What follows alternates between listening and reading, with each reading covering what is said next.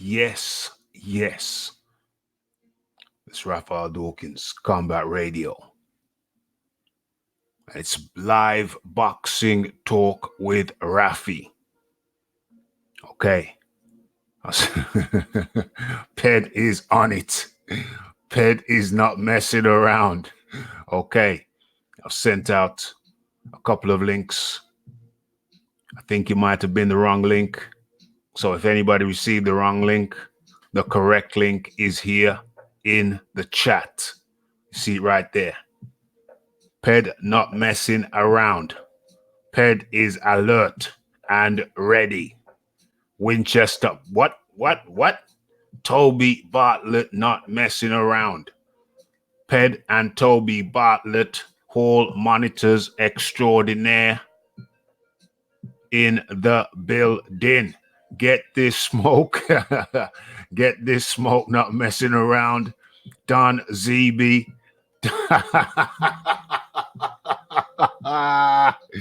Don ZB might be a bigger troll than Cass.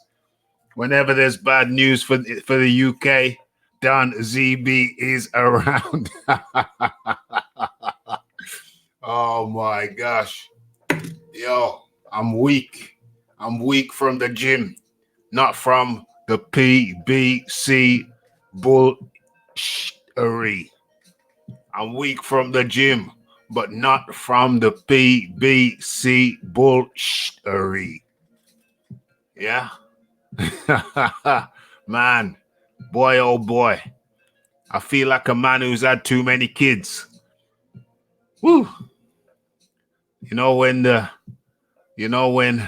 When there's bad news, when there's bad news in the UK, Don ZB will be here.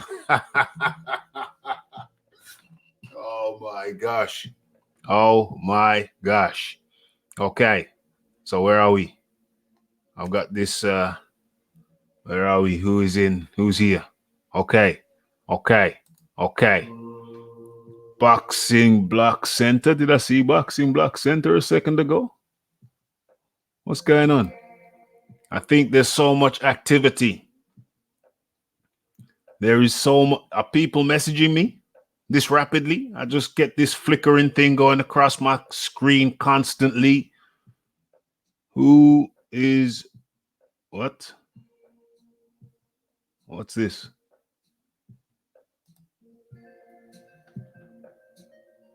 No, that's an old one. That's an old thing. Okay. I thought people were trying to get in contact with me. Okay, so we are live. And if you're watching, you are live to Boxing Talk with Raphie. And yeah, we got a few things to chop up. Got a few things to talk about. Who is this? Oh, get this smoke. I might call you in later, my friend. I might call you towards the tail end. This is the beginning. So yeah. So if you just just relax and chill in the chat, you'll be good. I might call you in later. Spoke to you earlier on today. Nice of you to come in.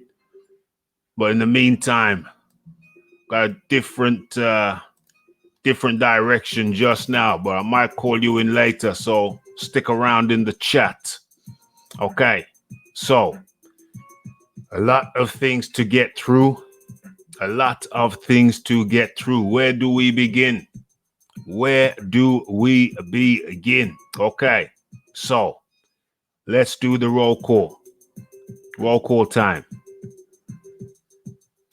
Smash that like button if you are in the chat and you like the show.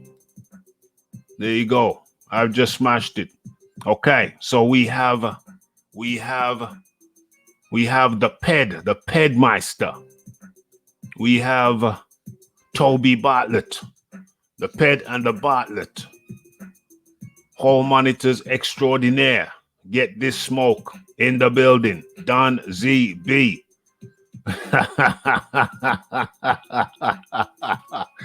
Don ZB, I think he's making reference to the boy over there in, where is he? In Baltimore, Mississippi, Baltimore, Maryland. He types in when it hurts so bad. Ironically, it's quite ironic. But the last time I was over there, was quite interesting because your man there, Mr. BFTB, he was saying that, what's the boy's name? The Mexican chicken, the Ruiz, the Mexican chicken. He was saying that the Mexican chicken can name his price in the rematch. And I just happened to scroll in and pop in at that direct point, and I informed him that he was indeed incorrect. He was indeed incorrect. And I informed your boy there, Mr. BFTB. I informed him that no, the fees, the flat fees were already set, contractually set. 5 million for the first fight, and in between 8 and 10 million for the second fight. And you may say, well, how do you know? How do you know, Raphie? How do you know that? Well, I informed him. I was just in the chat. He hadn't put me through. I informed him that that Jay Jimenez, the trainer or manager, whichever, of Luis Ortiz, I had informed him that this fella had gone on a popular show I used to be on, and broke it down in his humble apology to Eddie Hearn when Eddie Hearn threatened to expose them when they claimed that he had lowballed them. And I explained that he had gone on that show and laid out how the thing was going to break up, laid out the contract. He laid out the contract, and it was going to be 7 million for Luis Ortiz for the first fight and 10 million for the second fight. That was in the contract. And then the guy there in Nescafe said, well, wouldn't you negotiate? He said, no, it's a blessing. They blessed us. So we would take that, obviously, with the hope of winning, and then we name our price. So the blueprint was already set. So I knew exactly how the contract was structured, and I informed your boy there, Mr. BFTB. I informed him of such. And he said, well, send me the link. I said, no, you go ahead. I've told you where to find the link. He said, no, send me the link. I said, no, you go ahead and look for the link. And then your boy there, was very, very upset because I was contradicting his bullish. And he went on a verbal tirade. Of course, I was sitting back and laughing at his emotional tomfoolery. Yeah? Laughing at his emotional tomfoolery. And it turned out, that was about a month ago, yeah? And it turned out, look now, all the details are out. And it's 5 million for the first fight for Ruiz. And 9 million for the rematch. So I was 100% correct. I said it would be 8 to 10 million for the rematch, and it was smack bang in the middle at 9 million. You can't get more accurate than that. So who's hurting? You tell me who's hurting. It's pretty clear and pretty obvious who is the one in pain. It ain't me, because I came with the facts. Okay, smash that like button, folks. The facts. Uh-oh. Okay, boom. Right, where are we? Okay, there's more people than likes. Correct that situation.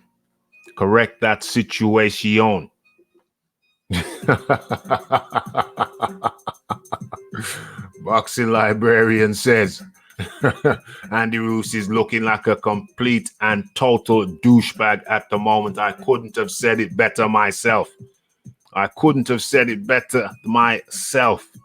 He's acting like a greedy prima donna is the word that I have been using to describe him. I have also been using the term Mexican chicken.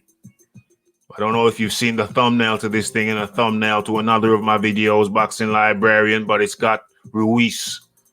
What's his name? Andy Ruiz feeling up the ball sack of a bull. Of course, it's a statue. Alpha male bulls don't respond too well to that kind of behavior. Let me just see what's going on here.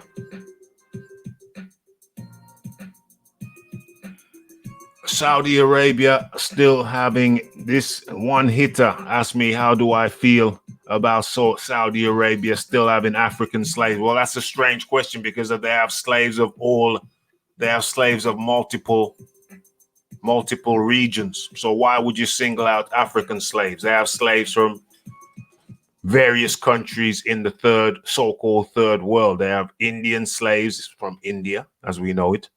They have Pakistani slaves. They have Indonesian slaves. Any migrant workers can become a slave, a so-called slave in Saudi Arabia.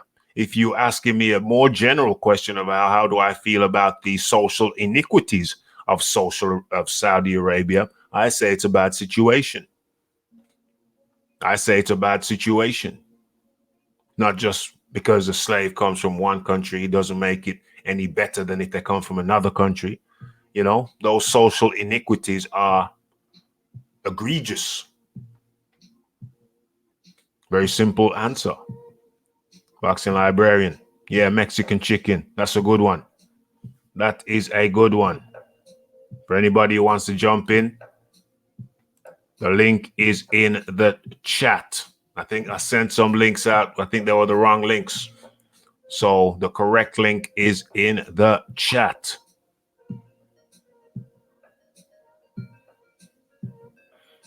John Dealey says the parallels between this rematch, Boxing Librarian. If you want to jump on, just jump on the link. It's right there. If you just want to chill in the chat, that's all good too. Good to have you. John Dealey in the building. The parallels between the rematch and Louis Rahman 2 keep growing. Indeed.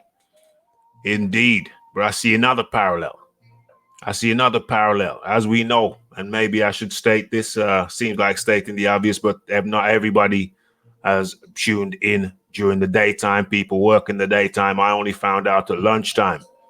What's happened. So I best repeat it for one and all. Okay, the situation is Nick Diaz Stockton in the building. I best repeat it. The situation is that Andy Ruiz had been silent on social media, uncharacteristically so in recent times. Uncharacteristic. Yeah, big up, Nick. Get this smoke from Oakland, California also. Andy Ruiz had been uncharacteristically silent over social media in the last few days after Eddie Hearn had announced what is it, the duel in the sand, or the what is it, the jewel in the stone, or is it romance in the stone, or whatever, something in the sand. Yeah, gets messy sometimes. Got to be careful. You need a beach though. But anyway, big unit is in the building. So he announced Andy Ruiz, the Mexican chicken. Why am I calling it the Mexican chicken? Nothing against Mexicans, but Andy Ruiz cupped the balls of a statue, a bull, and said, yeah, this is what all Mexicans have. Big balls. Okay. Really? Well, okay. I don't know. I haven't seen, I'm not an anthropologist, and I haven't seen the stats. I haven't looked for the stats. But I do know that you cup the balls of a statue of a bull, implying that that's what you had. Big balls. Big Mexican balls, allegedly. But now it transpires that you have more in common with the chicken, Mexican chicken. Yeah. So now we're looking at you as not a bull, but the chicken, Mexican chicken, Cajun chicken, whatever kind of spice you want to throw on it. So Andy Ruiz has come out and said he will not fight in Saudi Arabia. He will not fight in Saudi Arabia. Okay, I see lots of people in the chat. In comes the first of all. We're looking at the Mr. Boxing Librarian himself. It's been a while, Boxing Librarian. It's been a while. Yeah, as Rafa, how are you doing? Can you hear me okay? It's the first time I've done StreamYard on a phone. I tell you what, mate, I think you probably sound better than I do. You probably, how am I sounding to you? You sound clear as a bell. You sound fantastic. It's a good little system, this, isn't it, Rafa? It's a I good tell you little... what, I tell you what, mate, it's like streaming for dummies. Yeah, it is, yeah. I mean, this Andy Ruiz thing, to me, I'm finding I'm just getting more disappointed as days go on. I don't know whether he's wanting to go down the legal route or whether he potentially thinks he has a loophole. But at the end of the day, I think it's a very dangerous game he's playing, because I think in boxing, the contracts that fighters sign in good faith and promoters sign with fighters for fights.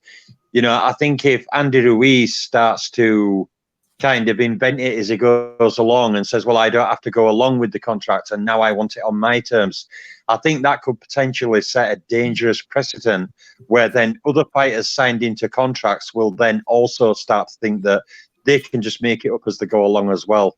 I think it's potentially a dangerous game he's playing, not only for him, but also for other boxers going forward as well. Because if Andy Ruiz is allowed to flaunt this contract so publicly, then that is going to basically tell other fighters that, well, Andy Ruiz did it, so we don't have to go along with our contract either. We can suddenly decide that we don't want to adhere by the conditions as well. That's why I'm very hardline. And if Andy Ruiz doesn't go through with the rematch, then Matchroom, Eddie Hearn have to sue his ass red roar in court and make him pay for violating that contract. I was previously of the opinion, and I stated it here on my lives, I was previously of the opinion that Eddie Hearn could chuck him a couple million extra on top, chuck him a cherry on top. That was my previous opinion.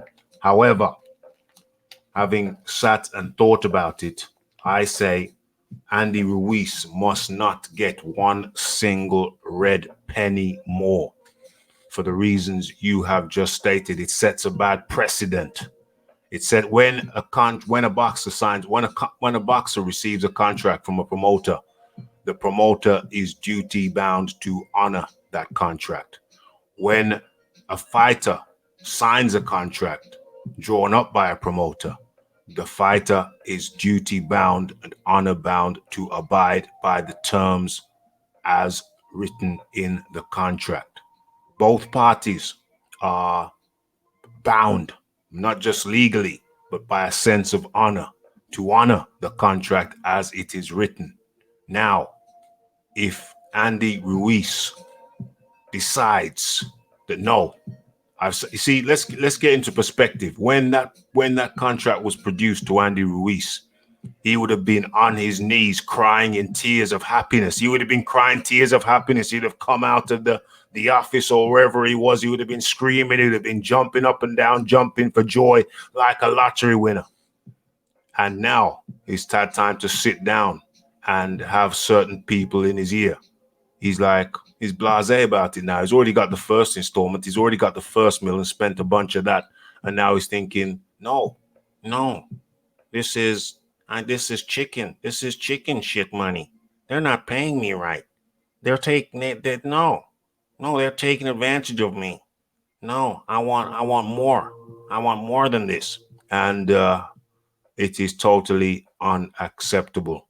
He is legally obliged and morally obliged, and he's bound by a code of honor.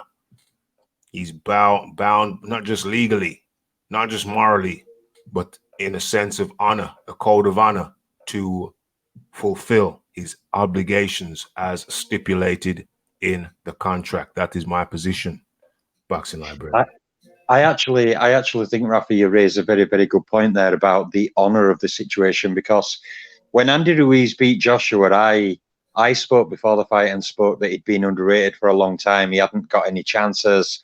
And then he won the fight, of course, and shocked a lot of the world. And I remember doing my hangout saying, well done to him. You know, the excuses were already flying about concussions and problems and all this. But I took the line that, no, we should give this guy his credit. We should give his credit. That wasn't his problem. If Joshua had an issue, that really had nothing to do with Ruiz. All he had to do was go in there, do his job, and he did it. And he kind of shot the world.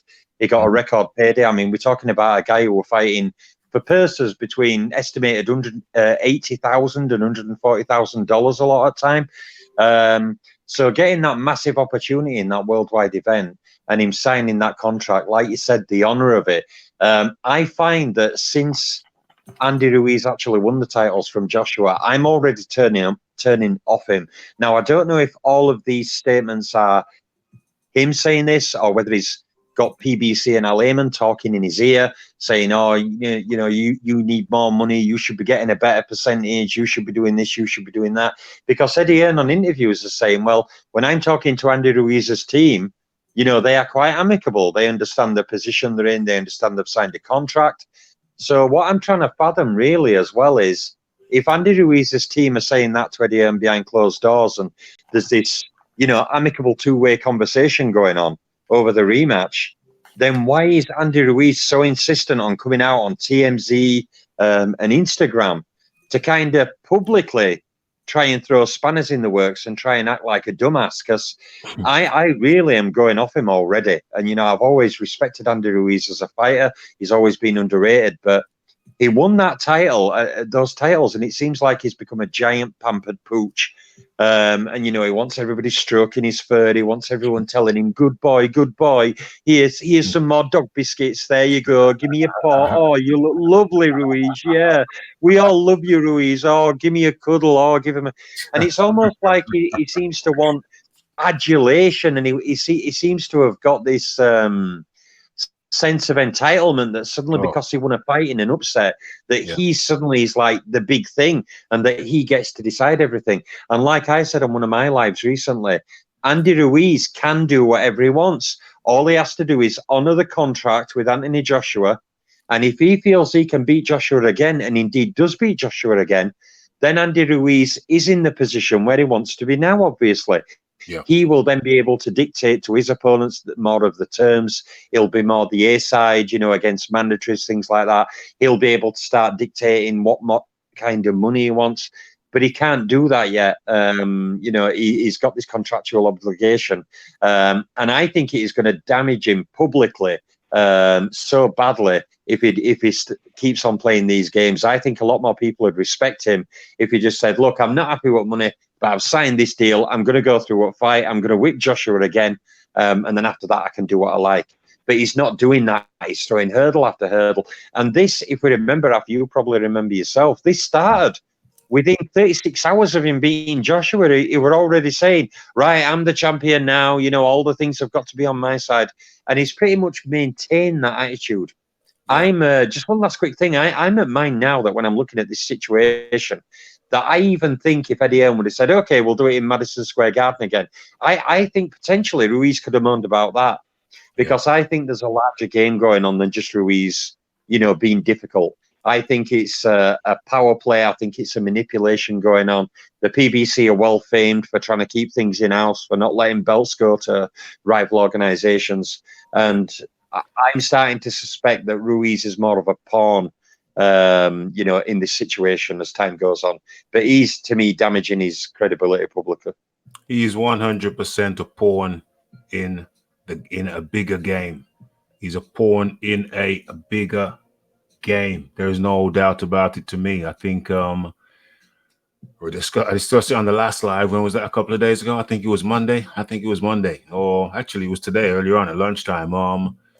I think he's no doubt. I discussed it a few days. We've been discussing this nonstop, to be honest with you. We've been discussing this nonstop, and I think what the reality of the situation is that Al Haymon sees this situation, as we always suspected he would. He sees this situation now as a golden opportunity to have all the belts in-house, or all the belts he cares about in-house. And now I think Al Haymon is giving Ruiz his instructions. I call Al Haymon the puppeteer. Al Haymon is now the puppeteer, and he's instructing Andy Ruiz in the ways of, in basically what to do. They've got a bigger plan. They've got a bigger strategy. And I think we don't know the fullness of that strategy, but clearly we do know what the end game is. And the end game is to split up the belts. by whatever means possible.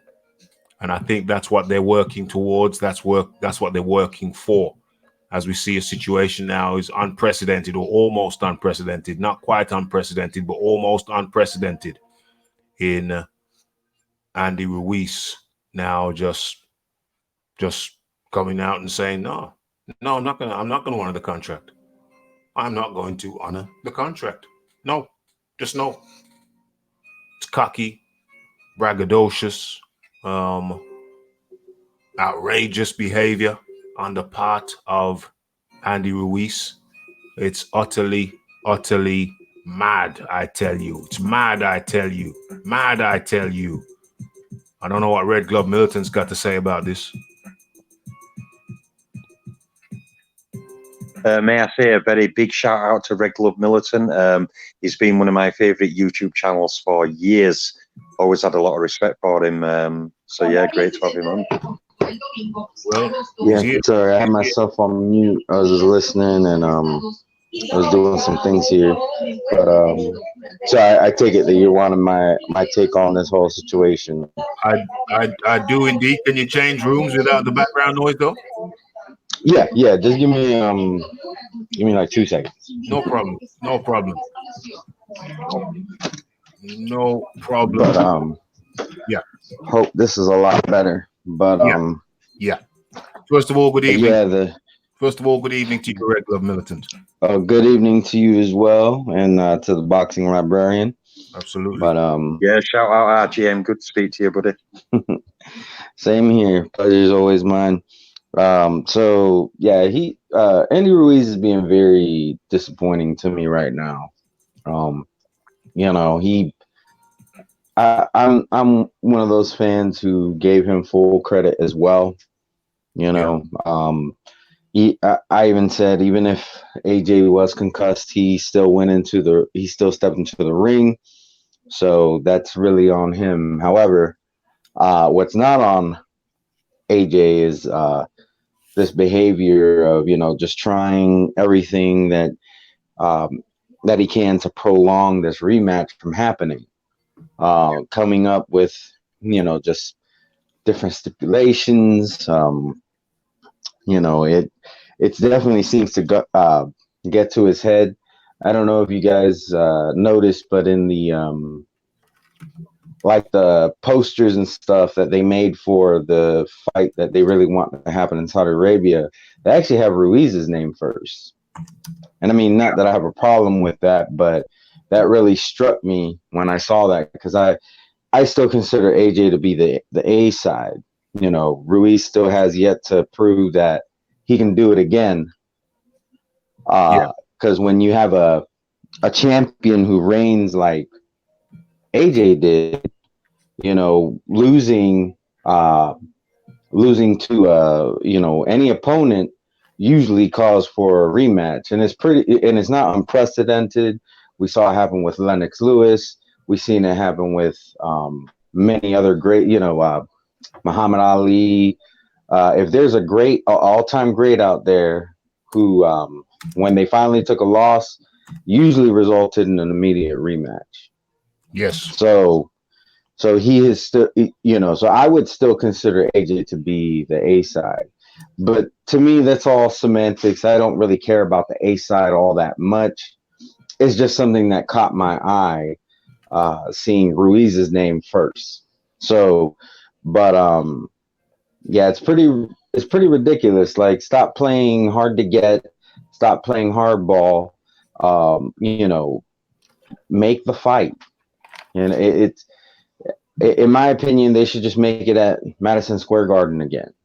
I don't have a problem with it being in the UK, except for the fact that there's a lot of people who will not give AJ credit if he were to win the rematch in the UK. Mm-hmm. If he were to win it here in the States where he lost it, especially if it's in the same venue where he lost it at, there's not really, that just eliminates criticism of the victory, at least some of it. As we all know, there's going to be people who are going to give him credit regardless. He could beat Ruiz three times, and people always, the haters bring up the one time that Ruiz beat him. So Yeah, it's just the fact.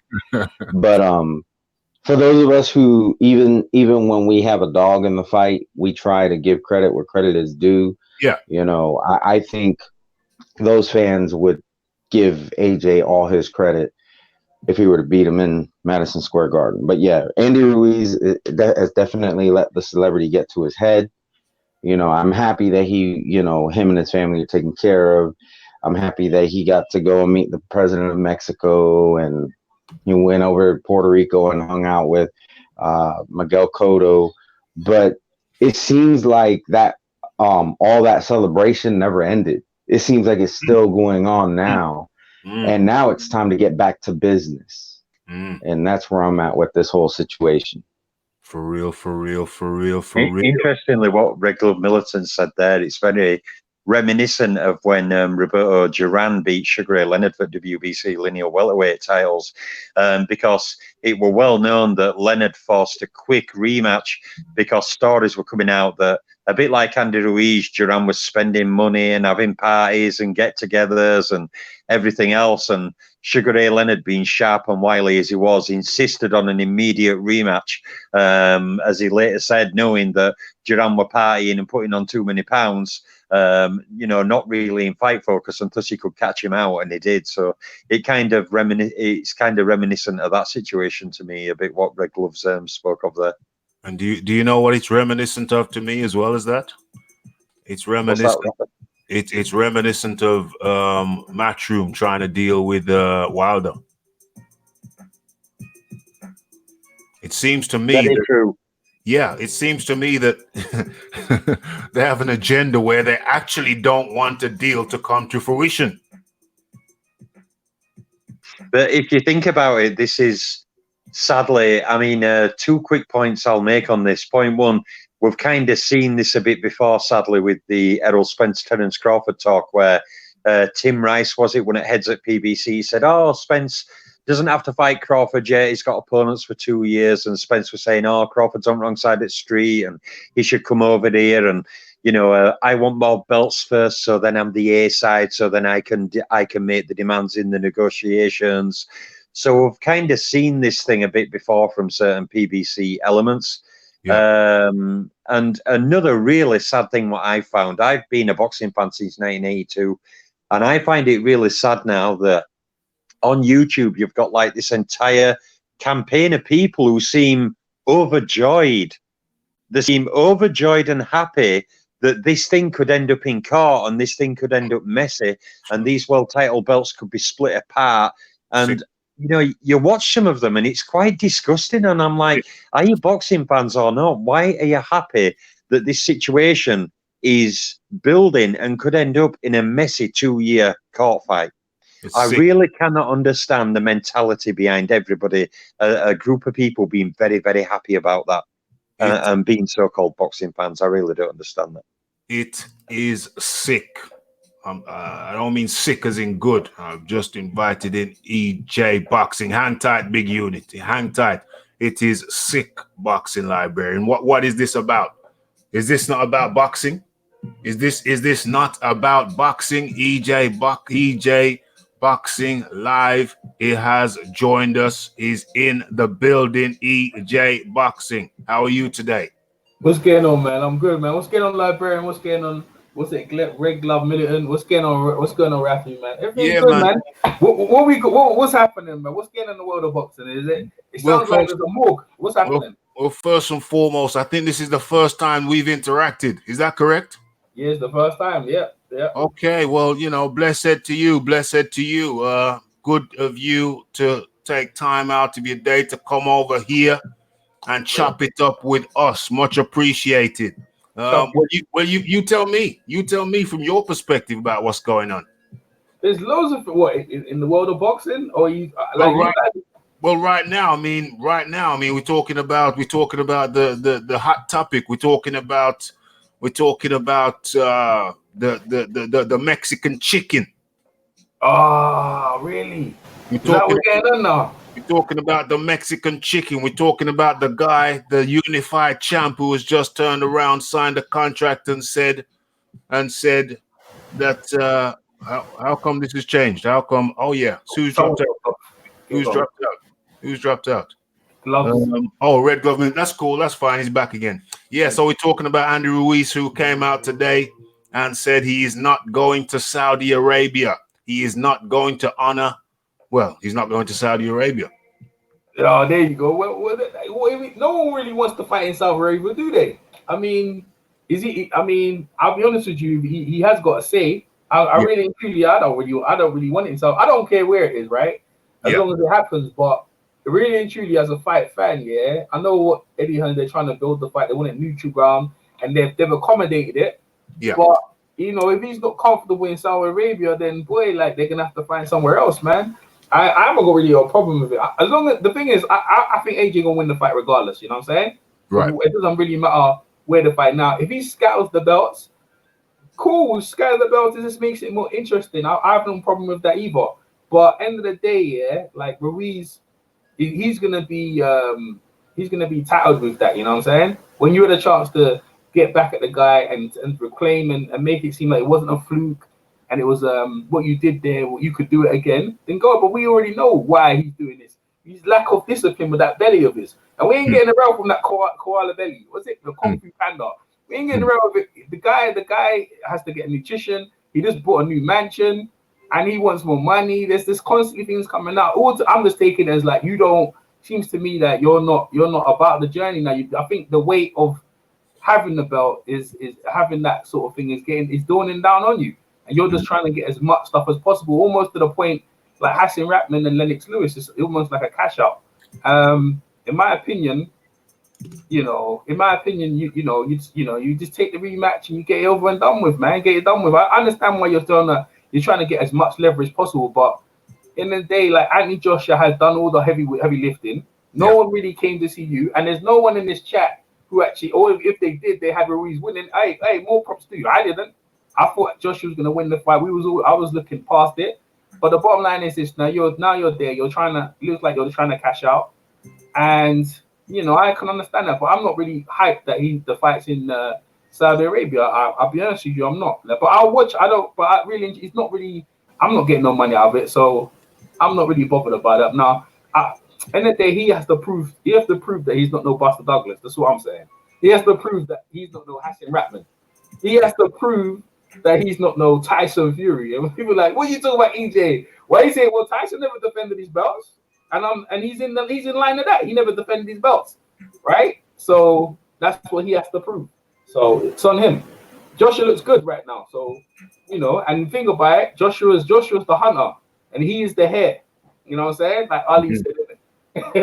Yeah. So I think the issue with Saudi Arabia is not necessarily the country. I think the issue is that this is the second location that Ruiz, the Mexican chicken, has declined. It's the second. It's the second location. It's not so much Saudi Arabia. It's the fact that he has now declined 2 consecutive locations. He'll probably keep doing that for a while. I can messing people around. The bottom line is, the longer he leaves it, he's letting people look at him desperately, and Mexican fans, I don't know how they're looking at him.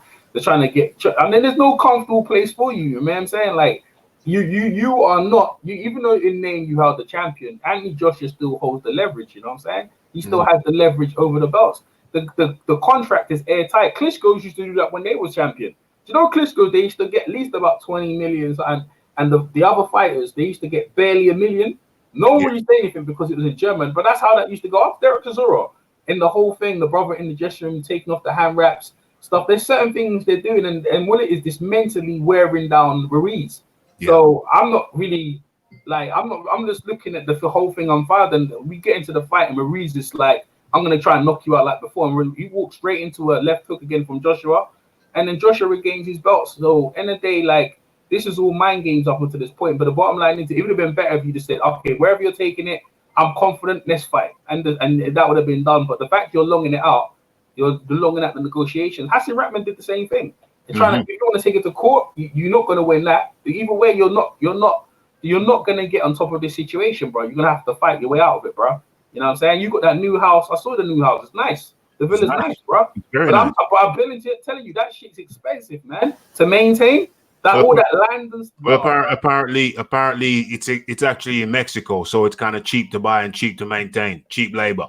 Yeah, that may be the case, yeah, but still, right? You still got feeding hands. They're all looking on you to feed them, innit? Yeah. And really and truly, you and your eating habits and drinking habits, man. He said he was gonna hire a conditioner, bro. We know that, bro. Like the only reason, and look, I give him credit, he won the fight, but let's be real. Is more Joshua's got more upside of winning that fight than he has. You know what I'm saying? Because, you know, if you look at the fight, Joshua, he walked into the left hook, and then Joshua ran in and bent down, and then he got clipped, and Joshua never recovered. Now, if Joshua doesn't do that and just keeps trying to jab, then it'll be a different fight. You know, Joshua has the reach advantage, and he knows all this stuff already. So if he was to keep like parrying and keep messing around negotiations, the more you do that, is the more the pendulum swings the other side on Joshua's favor. You know what I'm saying? That's all it is. It's really because I was talking to Mike Stafford. Yeah, sorry. Yeah, no problem. Yeah, Adrian Broner's coach, right? Yeah. On my channel when I interviewed him, right, and he was saying that what this is what Andy Ruiz got to deal with. First off, let's talk about Saudi Arabia. So first off, he's got to get sparring partners from Saudi Arabia.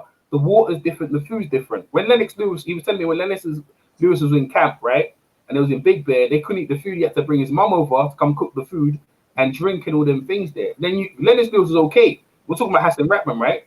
Because he could afford all the sparring partners and everything, and it was in America, fine. Ruiz, let's be real, outside America, he doesn't do well. When he went to New Zealand, it wasn't the best camp. It was close, but if it's a close fight, it's definitely going to go to the guy, right? So again, Joshua, wherever Joshua's saying, we go here, we go there, Nigeria, Saudi Arabia, wherever you're going, England, Joshua still pulled the leverage. Even in America, Joshua was still up on the card. So you still have to deal with that. Then you have to bring the sparring partners in. You have to bring the food in. You have to make sure you get the right sleep in. You know what I'm going to say? So all this haggling is longing it out. It just works in AJ's favor because AJ, where everyone is the consummate professional. The reason why he lost this fight, in my opinion, and I know everyone noticed this, that it was a replacement, right? And AJ, when he had that bad fight with Takam, that was a replacement as well, right? And this goes down to Eddie Hearn's mistakes in terms of when you can't get the fight because they sold out Cardiff. They said, okay, we just get a replacement. And yeah, you did, but it made that fight was very hard for AJ because AJ takes a while to study his opponents. Then you bring Ruiz in, and AJ never studied, and then he lost again. So I think if anything, Eddie Hearn's learned from. We're not going to do that. You might as well cancel the fight, reschedule it, and this and that. So I think they might have learned from that. But end of the day, this is not looking good for Ruiz. That's what I'm saying. And I got Ruiz losing in the rematch, regardless of whatever happens from this point. Okay, so let me just get back to the chat. Okay, we got Brooklyn Child, we got Get This Smoke, John Dealey. Of course, we know we got Ped. We have Hamed 92, Andy K. Who else we got? And many, many more. Red Glove Militant. Okay, so smash that like button, folks. Anybody in the chat who hasn't smashed that like button, smash that like button. Let me go to, I'm going to bring in Big Unit in a moment, but first let me go to Boxing Librarian. And my question to you, Boxing Librarian, is all this holding out? How is this going to affect the public's perception of, well, do I even ask that question or do I? No, forget that question. I got a better question than that. What should Eddie Hearn do next? Because I know what my opinion is. Eddie Hearn should give him a very short period of time, and then go boom, straight to court. Yeah, Rafa, first of all, big shout out to EJ Boxing Live. I think that EJ raised a good point, as in a lot of it could be like posturing and things of that nature. Now, the problem with how to deal with this comes because we don't really understand the contracts. We don't know how this rematch situation works. They've set the fight date for December 7th in Saudi Arabia, Kingdom of Saudi Arabia. Is there a date that Ruiz has to sign on by? to guarantee the fight is happening? Is there not a date? Will it literally come down to, well, we'll show up, and if Ruiz doesn't show up, he's not going to show up? You see, there's so much we still don't know. Now, say like with this situation for this December 7th fight, if we knew publicly, if it were aired that, oh, well, Ruiz has to agree to fight by, say, any date, 31st of October, at least then it would give us that indication of, right, if Ruiz hasn't agreed to it by then it's going to get messy. But again, we've no idea really if there's anything like that even in place. So I don't know how Eddie Hearn is going to play this. I don't know whether he'll just leave it another month or two, see what happens, whether Team Ruiz will start to back down and cave in a little bit. We just don't know. And I don't really think there's any kind of precedent there where Eddie Hearn can like impose a date and say, right, by this date, you must confirm you are going to fight. You know, that's one thing that's really confusing me. I think what EJ said about Eddie Hearn, just touch on a point and expand on what EJ said. I actually think this does Anthony Joshua more good. Because Andy Ruiz, like me and Red Glove said, we credited him after that fight. We said, oh, any problems Joshua had were not Ruiz's problems. He just had to show up and do his job, and he did. But now he's almost going to, I think, playing these games, turn himself into almost like an instigator of trouble. And in end, it may actually work in AJ's favour publicly, because a lot of people are going to start thinking, well, this guy's odding fight up, this guy's making excuses, this guy's doing this. And all the while that all this is going on, AJ is training, refining, training. And like me and Red Glove said earlier, you know, if Andy Ruiz is more focused on spending time with Cotto and spending time partying and having meetups, you know, like I said earlier, it could be a Leonard Duran 2 situation where, you know, Ruiz has been off the ball for so long since winning the first fight. Joshua was already in fanatical training mode, and he could just go in there and wipe Ruiz out in rematch, and you know, then we'll probably never hear from Andy Ruiz again. But that's just my point. I think it works out better for Joshua publicly, but also I'm really not sure on how Eddie Hearn gets to the point where, right, this fight is not happening, now it's time for the courts, or this fight is happening. That's one thing that really throws me off. Well, the way that I see it, Kaz, Celebrity Trial Kaz is in the building. Benno Cadman in the building. Okay, smash that like button, folks. So the way I see it is this. The fight is scheduled for December the 7th. There is it's a traditional 3-month training camp for championship fights. That's 12 weeks. So December the 7th, November the 7th is 1 month. October the 7th, September the 7th. So a training camp for a championship fight would have to generally start 3 months beforehand, 12 weeks beforehand. That takes us to September the 7th. To my mind, Eddie Hearn can go to court before that date if a resolution is not being achieved, and say to the courts, well, listen, training camp needs to start in 2 weeks' time, 3 weeks' time, and this guy won't sign off on the contract. He said he wanted it in a neutral spot.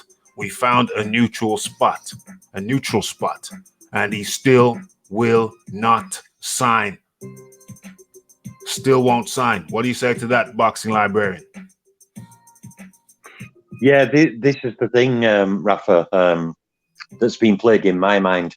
How does Eddie Hearn go about coming to conclusion, right, it's either happening or it's not? And like you say, a 3-month training camp, Joshua's preparation, maybe you're right, maybe that could be where Eddie Hearn will do it.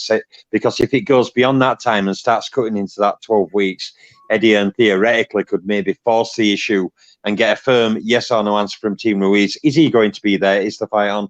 Because my fighter is now in training. He's now losing training camp time. You know, he's just ticking over. We're not sure the fight's happening. You know, yeah, that could be a way it could go down. But me at the moment, like I say, I'm still not convinced Ruiz is even going to be there. I remember a month ago when Eddie and were doing interviews talking about, oh, well, we'll decide where the rematch will be. I remember Andy Ruiz saying, I will flatly refuse to fight in UK. And he was very insistent, I will never fight in the UK. Then, of course, with Dillian White alleged issue, then basically he jumped on that as well, and suddenly it was, oh well, now I'm definitely not fighting in UK because now it's definitely going to be a setup if I go over there. So this guy has had the intention of publicly downcasting where this fight will happen ever since he won those belts. Like I said, I remember, I think it were within 48 hours of his win, he were already prattling on that I'm the A-side now, I'm the champion now, I'm not going to fight where I don't want to fight. And I think he's just carrying that on, and I don't foresee him stopping that anytime soon. Yes, absolutely. Okay, Cool. so big unit, you got some background noise going on there, my friend. Oh, sorry about that. Let me just turn it down. Yeah. Where is it, man? Is that cool? Yeah, man, that's good. Big unit. I don't think, have we spoke before? No, we haven't. Just in the chat. Okay, welcome. Good Um, evening. And how do you do? I'm fine. Good evening to everyone listening. Thank you.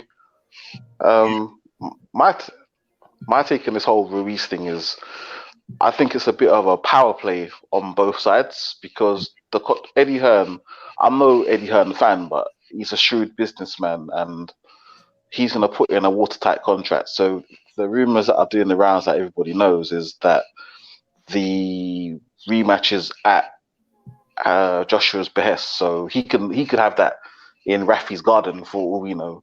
Ruiz has got to honor it. So it's a bit of a power play. I don't believe the fight will be in Saudi Arabia because, like EJ Boxing said, who wants to fight in Saudi Arabia? Like, who wants to go to Saudi Arabia? So I don't believe the fight will be there, but it's a bit of a power play to force Andy Ruiz's hand to say, you know what, like you said, we've done this, we've accommodated you for this, we've accommodated you for that, we've done this, we've done this. Now you've signed a watertight agreement with us. What say you? Now, Andy Ruiz's power play is, well, I'm not going to Saudi Arabia, I'm not doing this. He wants more money because he's been buying up the place. Not to say he's not been training because he's a professional boxer and he's always had a stodgy look about him. So therefore, I believe he's been training. He said he wants to cut weight. He said he wants to do a few things here and there. So I believe he's been training. However, what I believe is he said he's holding out for more money. Do I blame him? No. Because he put his name in the ring for the Joshua fight to replace Joe Miller. He beat him, fine. Now he's holding out for more money. I don't blame him, no, because he's got 3 belts. And now he's thinking, well, boy, this is another opportunity of a lifetime. From, let's be clear, the heavyweight division's cash cow. Let's not beat around the bush. AJ is the heavyweight division's cash cow. No one is seeing 9 million, 10 million paydays from any other heavyweight in the division. Andy Ruiz and Al Haymon, most importantly, they know this. Mm-hmm. So the more money they can squeeze out of Matchroom and Anthony Joshua, the better for them. Do I believe they should get it? No, because they signed the contract in the first place. Mm-hmm. I think they should honor the contract that they signed. However, they do know AJ is a cash cow. They certainly ain't getting that type of money from Wilder. They're certainly not getting that type of money from Fury. That's it. Who else are they going to turn to get that type of money? Mm-hmm. So therefore, I think it's a bit of a power play. No one wants to go to. I don't want to go to Saudi Arabia to watch a boxing match. Right. I probably wouldn't even get in. But that's the thing. You have to force somebody's hand in this type of situation. It's like, well, we've done this, you've done that, and you still want to play ball. All right, fine. We're gonna force your hand. We're gonna put out a press conference saying this is where the fight is. We found a neutral venue. What say you? If we don't want to go to the neutral venue, then we'll just sue you and force you into the ring, like Lennox Lewis did with Hasim Rahman. Yeah. Like that's how I see it. I mean, I don't blame Andy Ruiz for wanting more money. I don't blame him for that. Personally, like if I was in his situation, we gotta think, what was he doing before his other Joseph Parker that I can remember off the top of my head was Joseph Parker. 2 years prior. Yeah. And he wasn't getting that many. He wasn't getting that many bouts. He wasn't getting that many bouts. Cool. So he's got to give him a life-changing sum of money. Then, now he's a champion. He can say, you know what? I don't want to fight here. I don't want to fight there. It's not really his decision. it's not really his decision because the contract states, if you believe reports, that AJ and Team Matchroom can put that fight on the moon. He still has to go. Yeah. So my thing is this: let's see how much more money. Let's drag this out until they get frustrated and say, you know what? Let's just give him what he wants. Let's just give him the money. Let's just give him the 15 million, the 17 million, whatever he wants. Let's just give it to him. Done, and then we'll get this fight on. Is it possible to give him what he wants? Because if he says 15, what's to say he's not going to say, no, I want 16? We've been here before. We've been here before with Wilder. They acquiesced and acquiesced and acquiesced. And the more they acquiesced, I'm saying when I say they, I'm talking about Matchroom. The more they acquiesced, the more they gave, the more the other side wanted. And that's the thing. You make a final offer. You say, right, we want 15. So you go, right, you go a bit above the 15. You say, right, we'll give you 17. Take it or leave it. That's what I would do. I said, you want 15, we'll give you 17. Take it or leave it. Knowing that the rematch will generate that much money. Knowing that the rematch will generate it. Knowing that the rematch, they can cover it. Cool. If he says no, by the stipulations of the contract, they found him a neutral venue, didn't want it. They gave him nearly double what they wanted, what he was going to get in his contractual obligations. What more does he want? At some point, you've got to put your foot down and say, you know what, this isn't happening. We're going to take you to court. Yeah. Simple things. Well, simple things. So the question is, thanks for your input. I'm moving over now to who I'm moving to. The red gloved Militant. What's going on? Is he here? Red Glove Militant, are you here? Yeah. Yeah, okay. Red Glove Militant. At what point do you say enough is enough with we go into court? At what point? I mean, we're almost there. It's time to rematch. Yeah, so you know, if he wants. Yeah, sorry, Red I'm Glove. sorry, what was that? Yeah, is that? Yeah, are you okay? Are you just talk a little bit? You was cracking up there. I was just saying, are you able to hear me right now? Yeah, I can hear you right now. Yeah. All right. I was saying, you know, I think we're almost to that point. Like, you know, I mean, to be honest, if Eddie Hearn were to start litigation now, I wouldn't blame him. I mean, he signed the contract with a rematch clause. If he wants to try to get a little bit more money, okay, that fair enough. But right now, it's not even about the money. It seems like everything is a problem when it comes to Andy Ruiz. And I mean, it really, what Andy Ruiz needs to understand is this: he's going to make the most money fighting AJ. He's not going to make more money fighting anybody else. So he should take, he can get a little bit more money. That's fine. But he shouldn't make a big stink out of all the other details of the fight. I mean, if he doesn't want it to be in the UK, okay. Well, Saudi Arabia is not the UK. Right. And like, what if AJ says, all right, let's go ahead and make the fight in LA or in New York again? Mm-hmm. What is Andy Ruiz going to do at that point? Is he going to go ahead and sign the contract, or is he going to then say, no, I want it in Mexico? You know what I'm saying? Because I wouldn't put it past him That's what I think is going to happen. There is nothing in my mind that Eddie Hearn can say to him that's going to make him he's going to say, yeah, that's great. I don't see it. I think there's a long game.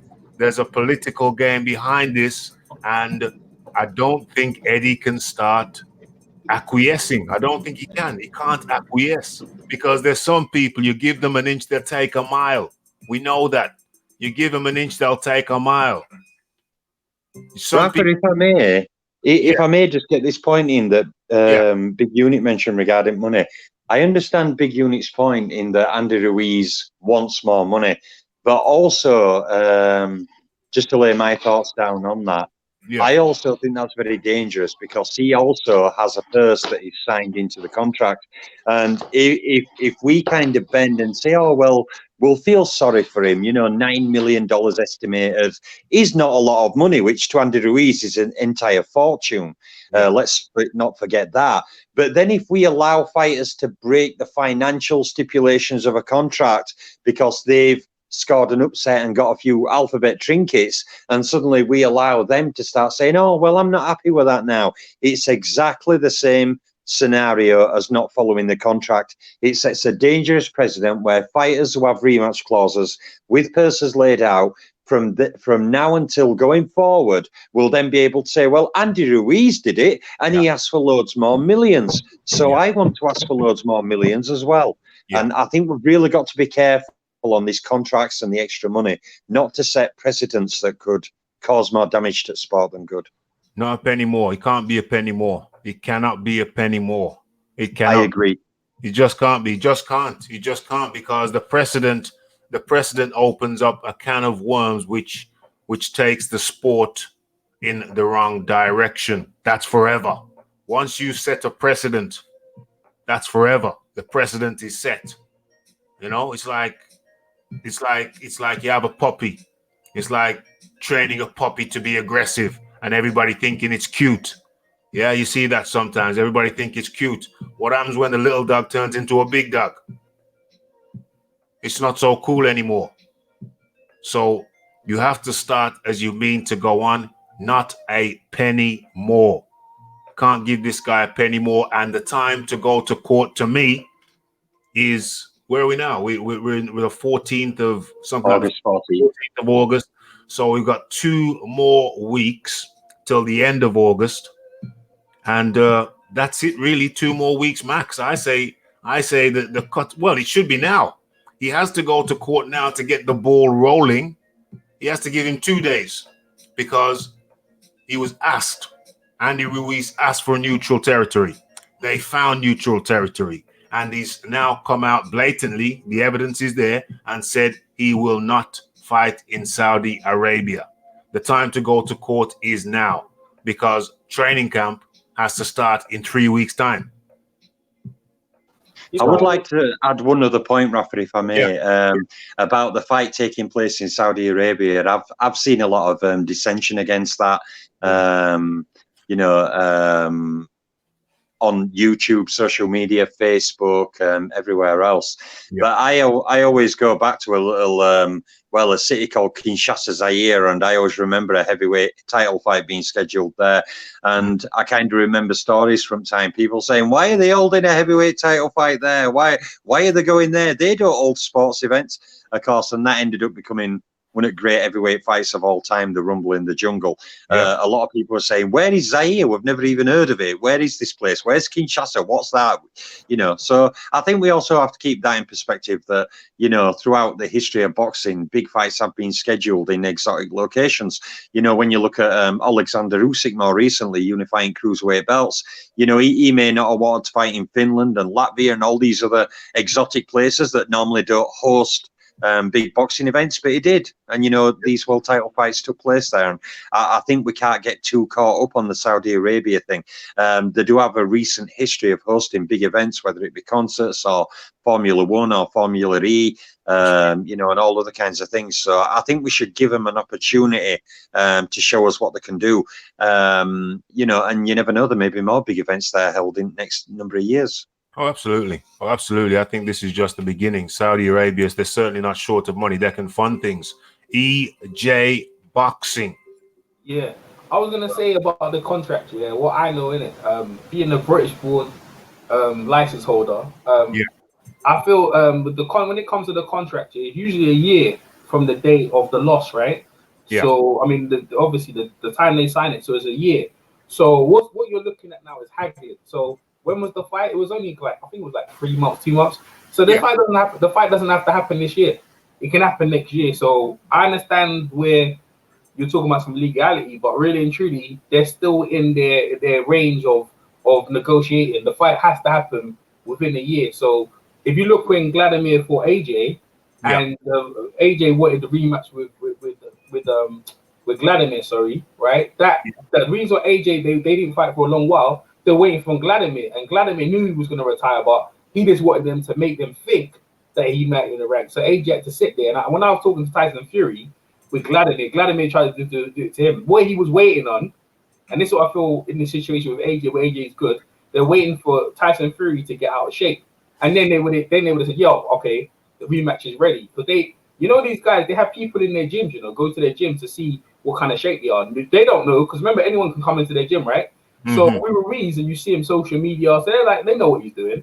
They know that he's not 100%. So that's where they're pushing it for now. But again, with Ruiz with our Haymon, they know well, listen, they know you're not out in shape, so let's play along with them. Let them say they're gonna do this and that, and then we're just gonna come out and say we're not gonna do it, and that's how this what they're doing. So I'm expecting the fight to be next year. I know I've said this before. I said it's gonna be next year. Or right when it comes to the contract, this is another thing as well. So contracts, win, lose or draw, you have to fight. But what people don't stipulate is that if you retire or if you relinquish the belts. Now, if you relinquish the belts, you're out the contract. Simple. Yeah, I understand all the backlash, but bro, if you can't handle the heat, you can't handle the heat, man. You know what I'm saying? And then you still kind of Tyson Fury relinquished the belts. Yeah. Are we riding him? He's still saying he's the linear. Now Andy Ruiz relinquished the belt, and what's he gonna say? Well, I'm still the guy who beat AJ. Really and truly, that stands, and you can't really take that away from him. So the belt is it really too. But do you keep your status? Was well, in the Mexican people, they're gonna say, they tried to do this to that. So the people who support him are gonna be supporting him. Obviously, we're from the UK. We're gonna be saying, he ducked them and all that. I mean, we were saying the same thing about Riddick Bowe and Lennox Lewis, but if you talk to the Americans, do they feel the same way about Riddick Bowe that we do? Yeah, I know Americans do know that he ducked Lennox Lewis, but it's not a big thing. He got in the Hall of Fame, and you know what I'm saying? So there is a precedent for this happening. So it's a year until the date. So I'm expecting the fight to probably be next year. They're gonna haggle it, and let Ruiz. He's just gonna chill. It don't have to be December. Hey, what Eddie Hearn is doing is putting pressure in the media to pressurize him. But like I said to you, with Al Haymon behind him, they're gonna do things when they're ready. Because again, as far as they're concerned, they're still the champions. And what we're doing is we're in between pawns. You know what I mean? But I already know that there's a year into the date of this hit. So people need to buckle up their seats, put their seatbelts on, and just sit there and chill, bro. Because this ain't happening no time soon, bro. Because if it was, Ruiz would have been ready. But you can see that they're playing mind games, man. So like I said, so from a year to the date, if he vacates the belt, so be it. But end of the day, that, we just see how this thing plays out. But don't expect nothing too soon. You know what I'm saying? Nothing too soon. But it's all games. So we have a mandatory. We have a situation with the governing bodies, with the WBO and the IBF. Yeah. Where they're pressing. And you pay them off. That's what Vladimir did. That's what Vladimir kept the belt. See, unlike Fury, what Fury did when he got the belts, right? He's I ain't paying no sanctioning fee. Take the belt, and one belt dropped off. Yeah. And that was Martin against Glashkov, right? So that left the door open for AJ. And AJ's all right, cool, I'll pick that up. That's how that works. So with Ruiz and Al Haymon, they just pay off sanctioning, but you don't have to be. See, everything doesn't have to be out in the media. You just pay off them. Just go look, take step aside money. Now they just say we don't want to take it because you will take. You can just take it because you're not fighting. So why not take the money? You can do what you want. You're still number one. Why wouldn't you take it? It's prize fighting, right? So there's ways of keeping these belts without actually fighting, bro. This is because the sanctioning body. Because remember, all they care about, they don't care about what the result is. The sanctioning bodies just get paid, right? So at this point, it's all about the negotiating thing. But yeah, Ruiz does have leverage in terms of. When I mean leverage, right, I don't mean he can determine certain things, but for himself, he can just vacate the belts and get him out of it where he get criticism to a certain extent, or he just longs it out until next year and forces them in to give to a venue where he's more happy and suitable. I just see it like I said to you. To me, it looks like that's why we're gonna perceive that he doesn't want the fight. You can perceive it in any way you want, but. End of the day, this is the guy who beat AJ, bro. You know what I mean? Whatever I think is one thing, he did beat AJ, and he did beat him comprehensively. So you have to give it to the champion at this point. So that's my take. Okay, so where are we going? We're going to Big Unit. Going to Big unit. Let me see. Unmuted. Okay, big unit, are you still there? Okay, maybe not. Maybe not. Where are we now? Where are we now? Ooh. Boxing librarian. So we're going over to boxing librarian. So we've got the situation with the governing bodies. Pay them off. Haymon, can Haymon pay them off? Stave them off? Apparently, Eddie, already it's already come out that the IBF will sanction Ruiz Joshua too. Hold on a second, I'll just about the.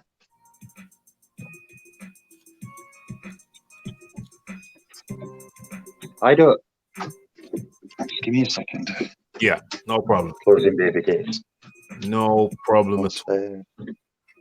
Yeah, I mean, from what the stories that are coming out, the IBF have already allowed the rematch between Joshua and Ruiz. Mm-hmm. Now, the IBF may have allowed that going on the December 7th date. I'm not entirely sure how that may change. Mm-hmm. If it becomes a bit of a goalpost moving minefield, I don't know whether the IBF are tired of that and say, no, the fight has to happen now. Pulev has to get his shot. Yeah. But I'm just not 100% convinced that Andy Ruiz is keen on this fight. That is my main thing about this. He seemed to put every roadblock up in way. I don't think the alphabet bodies are really going to be in way. I think the WBA and the WBO, interestingly, even though Ruiz is a PBC fighter and apparently they don't recognize WBO, but I've noticed he's keeping his belt. Mm-hmm. I don't think there'll be an issue, and the IBF have kind of said no, we're allowing the rematch. So I don't really think any payments will need to be made to them, to be honest. Right. I think the problem may come if it becomes a messy situation and the fight isn't happening and starts being delayed, that eventually one or more governing bodies may get to a point where they say, look, we've had enough, this fight isn't happening. Now our belt has to be fought for because we've got mandatories waiting, etc., etc. I think a lot of that will depend on how quickly the Joshua Ruiz fight happens. Mm-hmm. Yeah. How quickly it happens. I would like to think that some resolution can be made within. I hear EJ has made some very good points about how long they actually have. I would like to see a resolution to this particular fight, and I think the way to get the resolution would be for Eddie Hearn to activate some type of legal proceedings to get clarity on the situation, or enforce what they believe is their right, contractual right to have the fight at the time when they say they want the fight. I think that the devil's in the detail. It's all about a question of what exactly is in the contract. I think it's going to come down to, is Red Glove Militant here? I think Red Glove Militant is here. It's going to come down to what is in the contract. Red Glove Militant.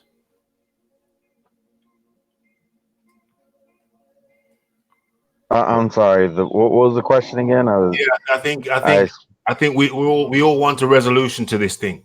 We all want a resolution to this thing, and I think it's going to come down to what is in the contract. It's a question of what is in. I mean, it could very easily be solved by just honoring what you signed to. I think it's very simple. I think that's.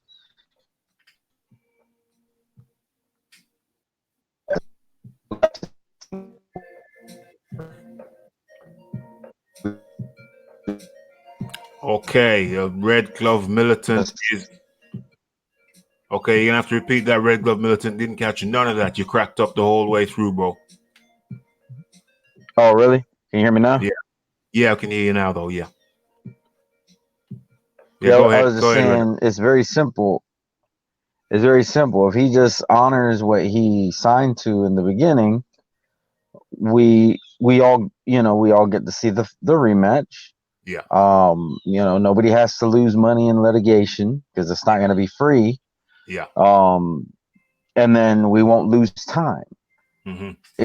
It's a very simple solution. And being that the solution is so simple, and Andy Ruiz is the one, who keeps on coming up with excuses. I mean, it only tells me that it kind of tells me that he doesn't think he can win the rematch. Me too. That's really what it tells me, because,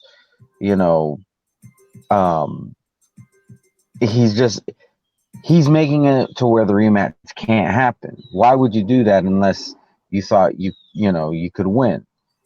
Yeah. So I don't know. Andy Ruiz the ball is in his court because he won the first fight. I think it's about him doing the right thing at this point. I'm gonna say this one last thing. Yeah. I think Ruiz could really learn from Tony Harrison. Tony Harrison didn't do any of this. So now I know Tony Harrison ended up having to pull out of his rematch injury. Yeah. But if it wasn't for that injury, I believe Tony Harrison would have wholeheartedly went through with the rematch as intended. And he didn't make obstacles before he signed the fight. He signed the fight and everything, and just unfortunately, something happened in training camp. Yeah. I think Andy Ruiz could learn from him. Be gracious in your win. You got to party and celebrate, and that for back to business. He's not getting back to business. He's displaying a lot of tomfoolery, and in my opinion, it doesn't look good. It does not look good. And those were the final words from Red Glove Militant. Got an early morning tomorrow. I think we've given you like over 1.5 hours, so that's fair enough. Sorry to the guys who I didn't get to, but man's got early morning rising, and that was Red Glove Militant's final words, which I agree with very much so. It's not a good look for Ruiz. I don't know what the game is. I think there's a bigger game than is being shown. I think Al Haymon is behind this, or whoever his PBC contact handler is.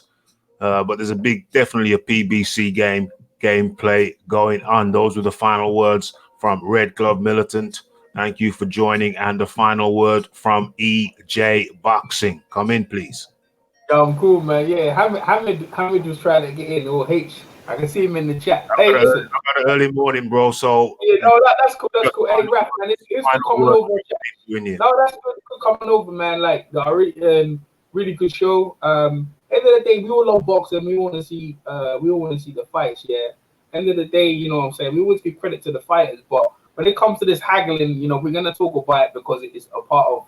It seems like a part of the sport, but end of the day, with these fighters, as we see with Max and Danishev, like what I'm saying, people do get hurt, and like whether we dislike these fighters, the bottom line is they are here to entertain us, and whether we dislike them or not, where what I mean, we have to hold that respect.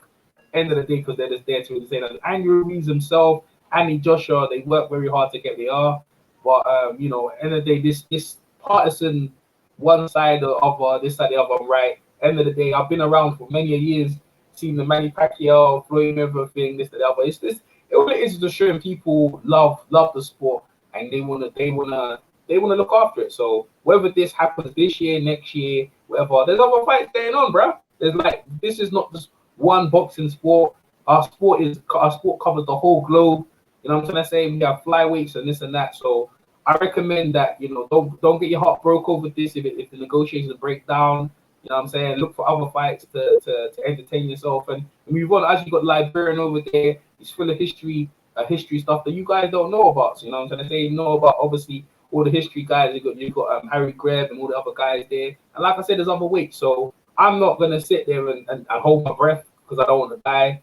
So I expect you guys to do it. Thanks for coming over, Raph. Thanks to all the guys in the panel. And yeah, man, I'm out, man. Thanks very much, bro. I appreciate it. Thank you very much for coming. Yeah, big shout out, EJ. EJ Boxing, much appreciated. He had a different perspective, which I'm glad that he shared. a boxing librarian. Your final words, my friend. My final words, Rafa, buddy. Also, I'd like to give a shout out to the guys on chat and thank you, Rafa, for having me on.